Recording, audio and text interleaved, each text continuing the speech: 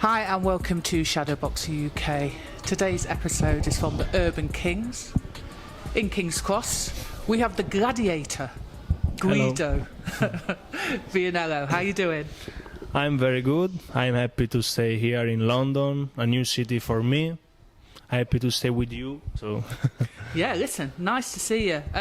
So you've moved recently from Las Vegas, the sunny shores of Las Vegas, gambling, sun, to come and live in London. Why are you crazy?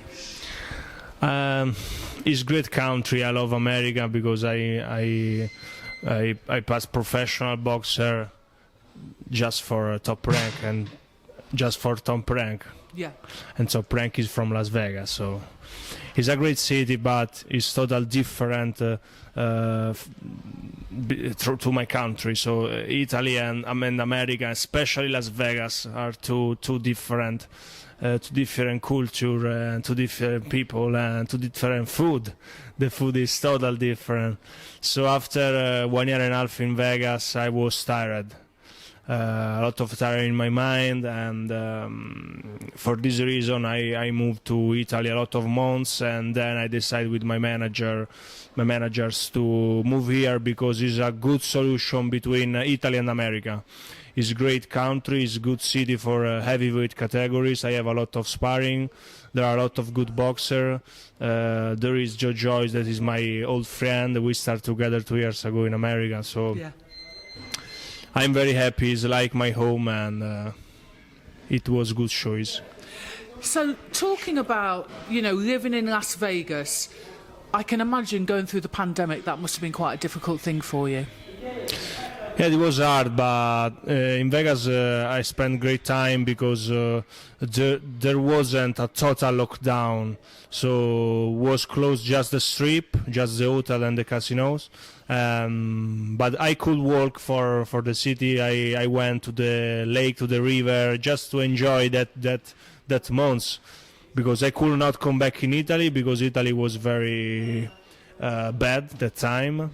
So I waited in America because I knew that Top Rank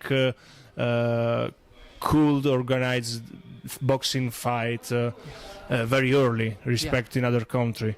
So I waited there, and I fought June 6 in MGM bubble. That was the first fight boxing in the world, very early. So I spent a good time and everything was okay, but after 1 year and a half there, I was tired. Ready to go. Yeah.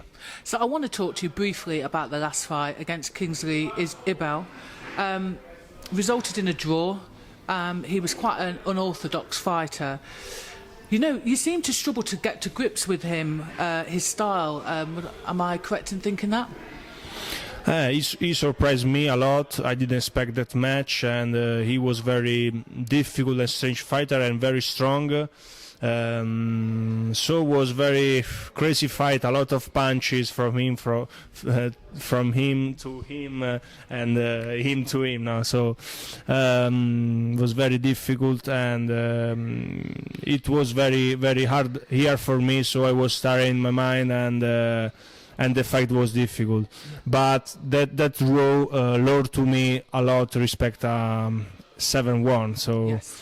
So I'm happy. I'm happy to fight with Ibeh that time, and now I have a big scar on my left eye, but I learned a lot. You want to punish him then? Go back and punish him for that? No, it's not about punishing, but but maybe we will fight again. Maybe no, I don't know. Now my focus is about myself, building myself, and I don't want to take punches. So yeah. I have to learn a lot. Yeah. But having said that, a lot of people, I don't think, realise that when you get a tricky kind of boxer like that, an unorthodox boxer, it is quite difficult, isn't it? Yeah, it was orthodox, and he waited for me, so I had to go straight all the time. I'm very tall, I'm very big, so sometimes my balance doesn't work, and that's it. Crazy fight, but I have to work in different weight, and we are working about this with Stevie here every day in London. Yeah. Talking about Stevie. Hi, Steve. How are you today? I'm fantastic. The main man. See you, darling. Bye-bye. I'll take you around. Yeah, yeah. So in terms of, you know, we all, I'm guessing it's quite difficult to get sparring for you as a heavyweight, and especially during a lockdown. But were you able to get, not just sparring, were you able to get the right type of sparring for that fight? For the last fight? Yeah. Okay. Yeah, my sparring partner weren't exactly the same like my last opponent. I had two different sparring partners. They were different. So you know, this is the best alert, no? Yeah. You have to work in the training camp with sparring very similar to your opponents, and we didn't think about that. We talk about just me, just my style, but sometimes you have to think about the opponent. Yeah. So you've decided, obviously, to come to sunny London. I still think you're crazy, but you're here. You're under the tutelage of Steve Broughton. How did that relationship come about? My managers, Sam Jones and Mural, they spoke about me. They spoke with me about Stevie, and Stevie is the Jojo's trainer. And I trust my managers, and I'm happy to stay with Joe sometime for spar. So I agreed in the first time. Yes, let's try, because I have my Italian coach, and I want him with me for all my fights, because he's the best person for me, because he knows me 100%. So he knows what in the corner I need to hear, no, during the fight. So we need a second coach, but international coach, and with Stevie we found the perfect man, and they are very similar. So can't wait to see when Simone, my Italian coach, and Stevie meet here in London. This will be very funny. We together we will go to America 2 weeks before, just for fight, and come back here in London. But before I come in Italy to rest. So this is exactly the best position for my work now. For your first 4 fights, you had, isn't it, Sanchez as your coach, and then you had Kevin Barry for the last 3 fights. How does working with Steve Broughton differ to working with those 2 guys? No, I love to work with Abel Sanchez. With him, I did 4 fights. I was in Big Bear Lake. It was very hard place. It's a mountain very close to LA, and I met there Golovkin, GGG, Murat Gassiev, a lot of good boxers. So wow. It was very hard school for me, and grateful for that. And I love Abel Sanchez. But then I changed to Vegas, and the first time was very great place, because from the mountain to Vegas with a lot of more people close to me, bigger team, I was very happy. But the problem with Kevin is a good coach too, but the problem is living in Vegas. That's after a lot of times, now I have to fight a lot, I have to train a lot, so I have to stay a lot in training camp, and after a lot of time I can't be crazy now in my mind. I love relax. I want to stay with friends. Here in London, I have like 10 Italian friends that stay with me every week. I have new English friends, so it's different countries. It's more like Italy for me, and I am happy for this. Yeah, nice. So you were set to box in the Tokyo 2020, wasn't you? 2021 now. And then you've mentioned your manager briefly. He comes along, Sam Jones, and he, propositions you about turning pro. Can you tell me a little bit about that story? Yeah, I went in Olympic Games in Rio 2016. I was very young. I was 22, so it was very hard Olympic Games. But I won the Ibeh World International qualification event, so that was the goal. And after that, I was thinking about Tokyo 2020, but I met Sam Jones here in London 3 years ago when I came to spar Joe Joyce in David Day's gym. And after a few months later, he spoke about this deal with Top Rank, and with my debut in Madison Square Garden, December 8, 2018. Yeah. So I told him, if everything is the true, I leave tomorrow with you. And so we left Italy after a few months. We went to Vegas to sign the contract with Top Rank, and I left the Italian boxing team, the national team, and I left the police because I was police officer. Because in Italy the police pay you just to do boxing, to train. So I was with police 5 years. I grateful to everybody, but this is the best way for me. So I left everything very happy. When you were boxing for the Italian amateur team, were you on a sabbatical from the police? Or what I mean, I guess, is did you have to do any service, or it was literally just training? No, the great things in Italy is that the first sport is soccer there. Juventus, Roma, no? So if you are not soccer player, the police, the army, there are different police in Italy. We have 3 different police plus army.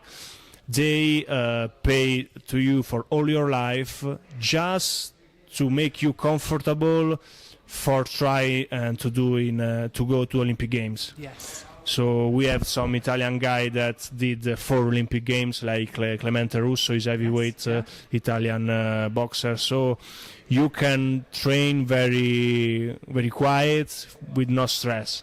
When you finish your boxing career, you can choose about different things. So work in the police or work in the gym of the police, train out new boxers. Yeah.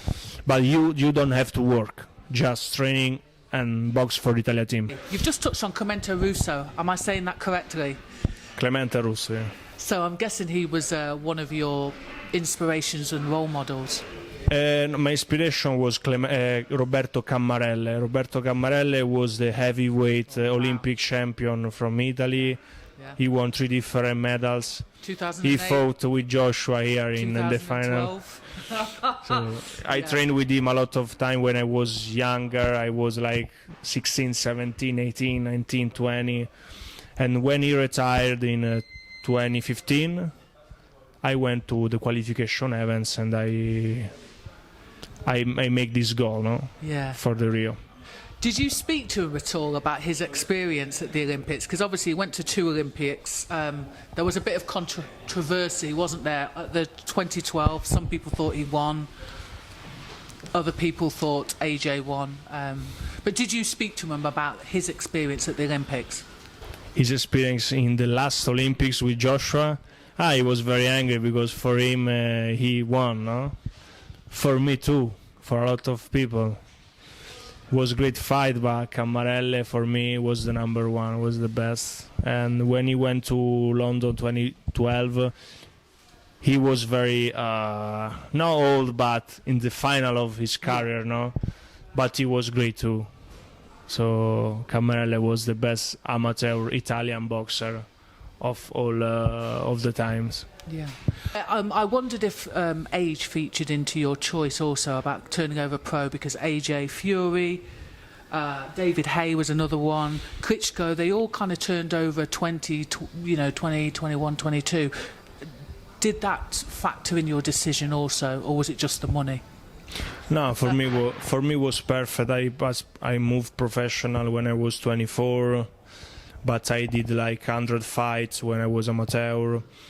So that's good. That's a good way. A big experience in amateur career, and then Top Rank make for me a perfect way for professional career. So no, I'm happy like this. It's perfect for me. Yeah, but I guess, like you say, you're missing home.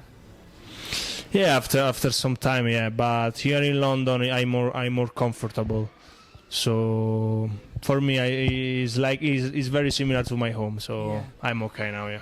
So talking about home, you are, you know, a big star at home, and one of the things you do when you come out is you wear your gladiator outfit. Who came up with that? I love the outfit, to be fair, but who came up with that idea? Yeah, when I came in America and after very few months, top rank with my manager gave to me this helmet, this uniform. That was very easy because I'm from Rome. I'm from Italy, but especially from Rome. So the Colosseum is the best things in my city, and for this reason, gladiator stories. And I agreed, yeah, because it's very funny, but it's right thing. So I like this helmet. I will bring for me for all career. Well, I like this style. Yeah. The helmet looks. Is it heavy? Are we going to be seeing some excuses? No, it's heavy. So it's heavy. In my second fight, the helmet cut me here in the eye before the fight, in the ring walk. So I was with Coach Sanchez. He scared for a few seconds because when I turned off the helmet, I was a little cut here. But everything good. So we fixed that that helmet, and it's very nice. It's very similar to the movie. The Russell Crowe movie is exactly the same. Yeah. So I like it. I think you'll have to carry it under your arm now. Yeah, because I won't enter with my face now. We don't want any excuses. No excuses. I carry with me. So in terms of you know, the next couple of months, I heard you might have a fight in Las Vegas. Do you have a date? Do you have an opponent, or is that still a secret? Yeah, I fought last time in October. Passed a lot of months because I fixed my cut in the eye, and I did surgery in my left elbow that I had a lot of pain in that arm. So past 5-6 months. I will fight in June, so I'm in the middle of my training camp here in London. I don't know the exact day, but maybe the end of June in Vegas. I hope with the crown, so with the door opens for the people. That's it. So I think that I will fight in my last 6 rounds, and then I will move to 8, and for the end of the year in 10 rounds. To make a big position for myself and start the next year very stronger, in a good position. So listen, I hope that everything goes your way in terms of getting the fight that you want with a crowd, because it does make a difference. It really does make a difference. I'm glad you're enjoying London. Last question. I'm wondering if you can actually understand and are enjoying the banter between you and all the boys. Yeah, I like it. Yeah, I'm the first to enjoy with friends and speak about everything, because the funny things are the best and make you relaxing, for the life. The life is hard, so it's better take funny everything, Yeah, no, it's true. Listen, thank you very much for giving us your time. Grazie. And can't wait to see you in the ring again. Yeah. With my helmet, Steve, and Simone, my Italian coach.